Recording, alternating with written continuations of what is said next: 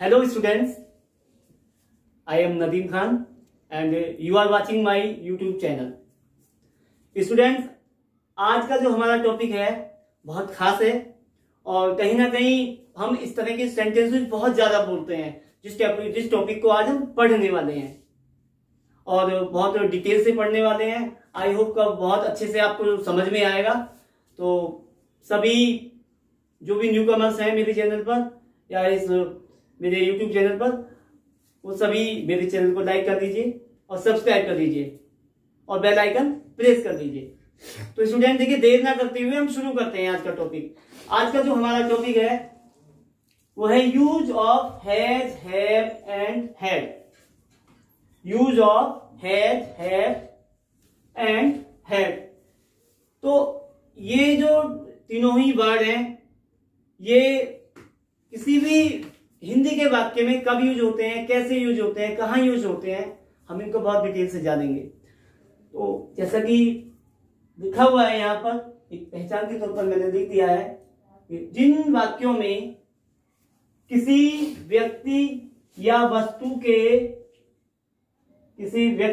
वस्तु के पास किसी वस्तु का होना या रखना पाया जाता है, उन वाक्यों में होना या रखना के लिए हैज, हैव, हैड का यूज करते हैं। यानी स्टूडेंट, जब भी हमारे कोई भी व्यक्ति हो या कोई भी चीज हो, उसके पास अगर किसी चीज का होना या रखना पाया जाता है तो हम उन सेंटेंस में उन रखना या पास शब्द के लिए हम हैज, हैव, हैड का यूज करते हैं। जैसे कि मैं कहने लगूं, मेरे पास एक पेन है, तुम्हारे पास 2 गाय है, रमेश के पास एक मोबाइल फोन था, शीला के पास एक पुस्तक थी, गाय के 2 सींग होते हैं। तो इस तरीके से मतलब किसी चीज का रखना या होना पाया जाता है। वो जानवर भी हो सकता है, कोई वस्तु भी हो सकती है या फिर कोई व्यक्ति भी हो सकता है।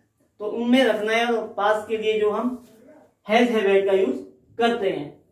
आई होप यहां तक बहुत अच्छे से आपको समझ में आ गया होगा। अब बात करते हैं हम इनका यूज करते कैसे हैं। सबसे पहले बात करते हैं प्रेजेंट टेंस की। प्रेजेंट टेंस की आपको पता है हूं, है, हैं, ये शब्द आते हैं। अगर आप चाहते हो तो हूं भी आ सकता है यहाँ पर, ठीक है। तो ये इस तरह के जिन वाक्यों के अंत में है, हूं, हे शब्द आती हैं वो प्रेजेंट टेंस के वाक्य कहलाते हैं। अब उसमें आगे लिखा हुआ है कि हम कैसे यूज करेंगे इनको। एक वचन कर्ता, अगर सामने वाला व्यक्ति जिसके पास कोई चीज है या जो भी कोई चीज रखता है, तो अगर वो सिंगुलर नाउन है, एक वचन करता है, तो एक अब सिंगुलर नाउन की बात होती है। सबसे पहले तो सिंगुलर नाउन में कौन कौन आते हैं, तो ही, शी, इट और जितने भी नाम होते हैं सब सिंगुलर होते हैं। उनके साथ हम हैज का यूज करते हैं, हैज का। उसके अलावा अगर बात करते हैं बहुवचन की, यानी अगर प्लूरल नाउन हुआ है, सब्जेक्ट जो है वो प्लूरल है वहां पर, तो उनके अंदर कौन कौन से आते हैं उस प्लूरल नाउन में, आई, वी, यू, दे, ये सभी एज ए सब्जेक्ट यूज किए जाते हैं प्लूरल के तौर पे। और इन सभी के साथ हम हैव का यूज करेंगे। किसका? हैव का। तो सिंगुलर नाउन यानी एक वचन करता होगा जिसके पास जो चीज है, तो अगर हम इनमें से कोई सा है तो उसके साथ हम हैज का यूज करेंगे। और अगर वो बहुवचन है तो इनमें से कोई सा भी है, आई, वी, यू, दे में से, तो हम उसके साथ हैव का यूज करेंगे। अब इसी तरीके से पास्ट टेंस की बात होती है। पास्ट टेंस में आपको पता है कि आखिर में था, थे, थी आते हैं। था, थे, थी, ये शब्द वाक्य आखिर में आते हैं। अब इस पास्ट टेंस के वाक्यों में सभी के साथ हैड का यूज करते हैं। इसमें कोई कंफ्यूजन नहीं होगा। इसमें थोड़ा सा आपको फोकस करना पड़ेगा कौन सा सिंगुलर सब्जेक्ट जो है, एक वचन है या बहुवचन है, लेकिन इसमें कोई सरदर्दी नहीं है। इसमें आपको सभी के साथ हैड का ही यूज करना है। अच्छा, इसके बाद ये तो सेंटेंस कुछ एफर्मेटिव भी होते हैं और नेगेटिव, इंटरोगेटिव और इंटरोगेटिव सेकंड, यानी चारों तरीके के ही ये वाक्य होते हैं। तो ये जो वाक्य होते हैं जब इनको हम नेगेटिव में बनाते हैं तो कैसे बनाते हैं, उसके लिए एक रूल है, तो बहुत ही ध्यान देने की बात है इस पे कि नेगेटिव सेंटेंस में यदि नाउन की संख्या यानी किसी व्यक्ति के पास जो चीज है अगर वो चीज एक से ज्यादा संख्या में है तो हम उसके साथ नॉट का यूज करते हैं। अगर वो बहुवचन नाउन के रूप में है तो उसके साथ हम नॉट का यूज नाउन से ठीक पहले करते हैं, यानी उससे जो भी चीज है उससे पहले लिखी जाएगी नॉट। और अगर वो एक वचन है, अगर वो संख्या नाउन की संख्या अगर एक वचन है या हमें पता ही नहीं है कि उसकी संख्या कितनी है, वो दी हुई नहीं है वाक्य के अंदर, तो यानी कंफर्म नहीं है कि वो कितनी है संख्या, तो उसके लिए हम नेगेटिव में नो का यूज करेंगे। ध्यान रखना, अगर संख्या एक वचन है या पता नहीं है तो हम नो का यूज करेंगे। और अगर वो बहुवचन है नाउन तो उसके साथ हम नॉट का यूज नाउन से ठीक पहले ही करते हैं। देखिए अब हमने हैज हैव हैड हम के थोड़े नियम जो थे, रूल हमने पढ़ लिए हैं। अब उसको जो एक फॉर्मूला है, मेन फॉर्मूला जो है, अब उसके हिसाब से हम सेंटेंस को बनाएंगे किस तरीके से। देखिए पहला से पर लिखा हुआ पहला है पॉजिटिव का फॉर्मूला, यानी इसको अफर्मेटिव भी बोलते हैं। सबसे पहले सब्जेक्ट आएगा, उसके बाद हैज हैव हैड। अगर वाक्य में रखना है या पांच शब्द आ रहा है तो उसकी अंग्रेजी हम इन तीनों में से कोई सा एक लगाएंगे वाक्य के हिसाब से। उसके बाद हम नाउन का यूज करेंगे जो भी चीज उसके पास है, और एक्सेट्रा में यानी अगर कुछ और रह जाता है तो वो लगाएंगे आखिर में। उसके बाद फुल स्टॉप कर देंगे। जैसे कि एक वाक्य लिखा हुआ है कि मेरे पास एक रेडियो है, मेरे पास एक रेडियो है, इसके आखिर में है आ रहा है, तो सीधी सी बात है कि ये वाक्य प्रेजेंट टेंस का है। इसका मतलब ये है कि इस वाक्य में हैज या हैव में से दोनों में से कोई सा एक यूज होगा। तो मेरे की अंग्रेजी हम लगाएंगे आई। आपको पता है कि आई हमेशा प्लूरल में आता है, तो आई के साथ हम यूज करेंगे रखने की हैव। आई हैव, ये पास की आई हैव।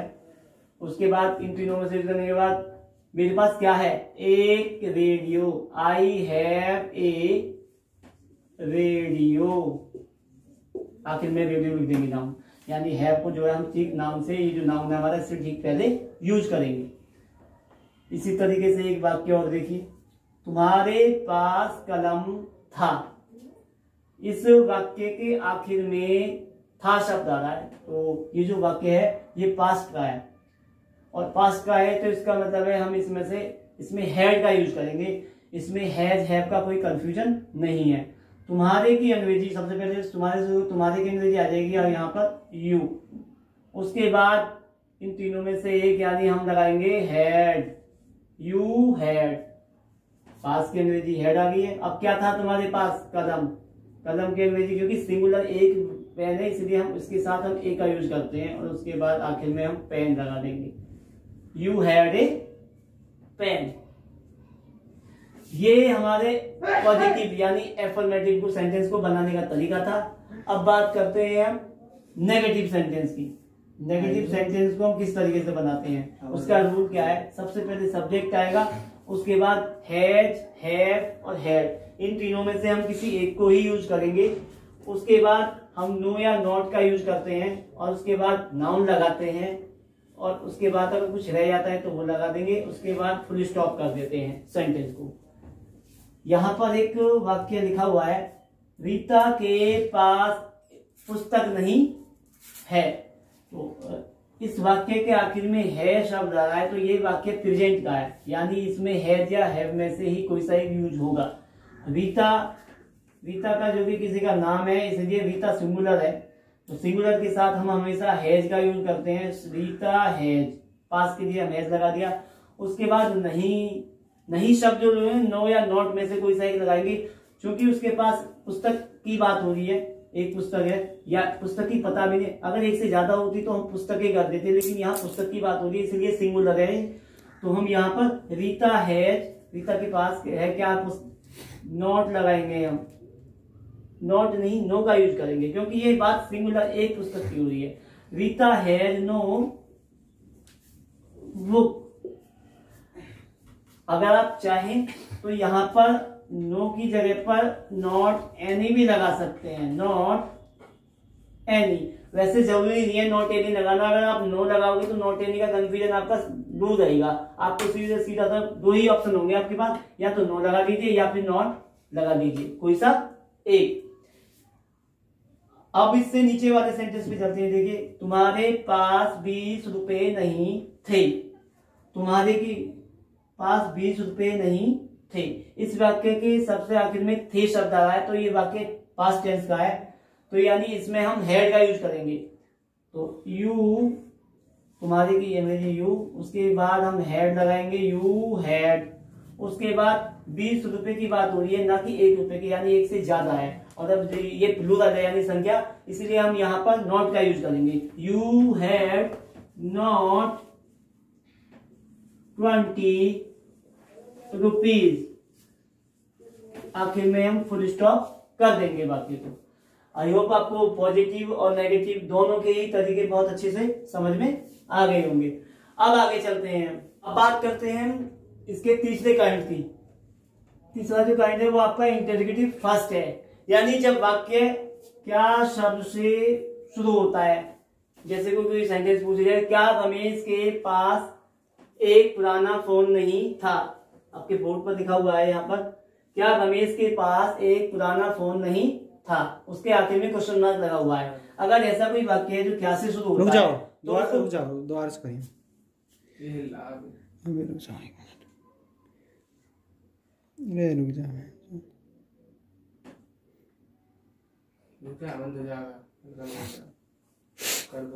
बस चलो, अब बात करते हैं तीसरे काइंड की, इंटरोगेटिव फर्स्ट। यानी अगर कोई भी सेंटेंस क्या से शुरू होता है और उसमें वाक्य में किसी व्यक्ति के पास किसी वस्तु का या होना या रखना पाया जाता है, जैसे कि सामने इस बोर्ड पर लिखा हुआ है कि क्या रमेश के पास एक पुराना फोन नहीं था। क्या शब्द से वाक्य शुरू हो रहा है, तो जब क्या से शुरू हो जाता है उसका एक नियम होता है। कैसे कि सबसे पहले हम हैज, हैव या हैड, इन तीनों में से हम किसी एक का ही यूज करते हैं। उसके बाद हम सब्जेक्ट को ही लेते हैं। उसके बाद नो या नॉट, इन दोनों में से कोई सा एक। उसके बाद हम नाउन का यूज करते हैं जो दिया हुआ होता है उसमें वाक्य में। उसके बाद अगर कुछ रह जाता है तो वो लगाते हैं, और आखिर में क्वेश्चन मार्क लगा देते हैं और सेंटेंस को पूरा कर देते हैं। अब यहाँ सामने एक क्वेश्चन लिखा हुआ है, क्या रमेश के पास एक पुराना फोन नहीं था। था शब्द वाक्य में सबसे लास्ट में आ रहा है, तो था से मतलब है यानी ये जो वाक्य है ये पास्ट का है, और पास्ट का है यानी इसमें हम हैड का यूज करेंगे। तो सबसे पहले हम लगाएंगे हैड, उसके बाद रमेश, उसके बाद सब्जेक्ट आपको हो ही चुका है इन दिनों में से, होने के बाद सब्जेक्ट आपका रमेश हो गई। उसके बाद इसमें कह रहे हैं कि एक पुराना फोन, यानी एक की ही बात हो रही है, तो हम एक की बात कर रहे हैं तो हम यहाँ पर नो का यूज करेंगे। हैड रमेश नो, और यहाँ पे आएगा एक पुराना फोन। तो फिर नो के बाद हम यहाँ पर एक के लिए एक का यूज नहीं करते हैं, क्योंकि एक नियम होता है यहाँ पर। हम नो के बाद हम जो हमारा आर्टिकल होता है ए एन, ये यूज नहीं होते, तो हम यहाँ पर सीधा इसकी इसकी अंग्रेजी हम यहाँ पर यूज नहीं करेंगे।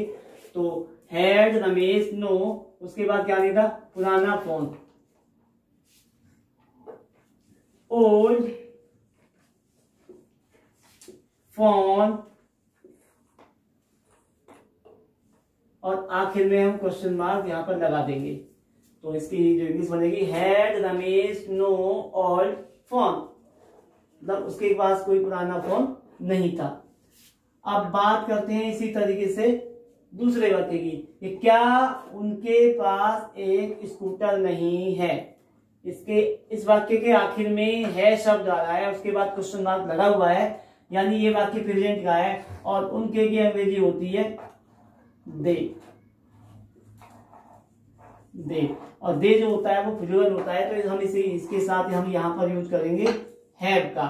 तो हैव, दे, उसके बाद सबसे पहले हमारा हैज, हैव, हैड में से हैव आ गया।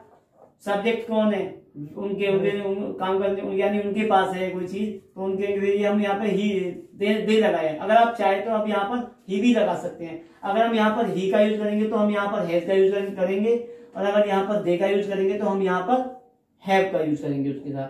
तो हमने दे का यूज कराया, इसीलिए उसके हिसाब से हमने हैव का यूज कराया, तो हैव दे। उसके बाद नो या नॉट, इसमें किसकी बात हो रही है? एक स्कूटर की बात हो रही है, तो यहाँ पर स्कूटर की बात हो रही है तो हम यहाँ पर नो का ही यूज करेंगे, ना कि नॉट का। और नो के बाद मैंने बताया एक की अंग्रेजी आप नहीं लगाएंगे, ठीक है। तो अगर एक से ज्यादा होती है तो फिर यहाँ पर नॉट लगा देते, तब उसकी संख्या में हम 1 2 जो भी दिया होता है संख्या, वो संख्या लिख सकते थे। लेकिन अगर एक है तो नो के बाद ए यूज नहीं होगा, ठीक है। दे हैव, दे नो, और क्या नहीं था? स्कूटर। स्कूटर की SCOOTER, have they know scooter. आखिर में क्वेश्चन मार्क हम लगा देंगे और सेंटेंस हमारा इस तरीके से पूरा हो जाएगा। अब बात करते हैं इंटरोगेटिव सेकंड की, यानी अगर कोई सेंटेंस ऐसा आता है जिसके बीच में क्वेश्चन वर्ड आ जाता है, जैसे कि यहाँ मैंने नीचे दिए हुए हैं 2 सेंटेंस और उनमें 2 क्वेश्चन वर्ड है, दोनों में एक एक, पहले वाले में कितना लिखा हुआ है और दूसरे वाले में क्यों।